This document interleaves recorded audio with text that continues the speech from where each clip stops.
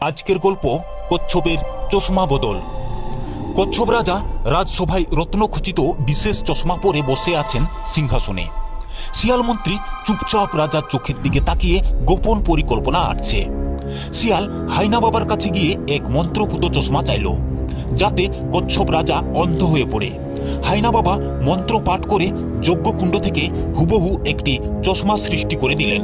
রাতের গভীরে কচ্ছপ রাজা ঘুমিয়ে পড়লে শিয়াল আসল চশমা সরিয়ে গাছের কোটরে রেখে তার মন্ত্রপুত চশমাটি রাজার পাশে রেখে দিল।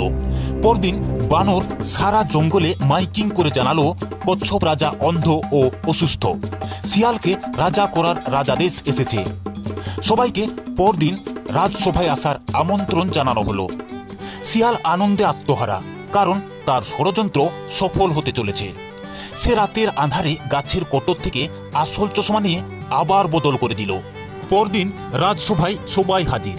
কচ্ছপ রাজা অসুস্থতার অজুহাতে অনুপস্থিত। শিয়াল রাজা হবার স্বপ্নে বিভোর। বানর শিয়ালকে সেই বিশেষ চশমা পরতে দিল। রাজা হবার আনুষ্ঠানিকতা শুরু হলো। শিয়াল আত্মবিশ্বাসী ভঙ্গিতে চশমা পরল। চশমা পরতেই শিয়ালের চোখে আগুন জ্বলে উঠল। সে আর্তনাদ করে অন্ধ হয়ে গেল। সবাই হতবাক হয়ে তাকিয়ে রইল। সহসা কচ্ছপের প্রিয় বন্ধু ঈগল এসে জানালো সে শিয়াল ও হাইনা বাবার ষড়যন্ত্র জেনে গাছের কোটর থেকে বারবার চশমা বদল করেছে। হাইনা বাবা ও শিয়ালের ষড়যন্ত্র ব্যর্থ হলো।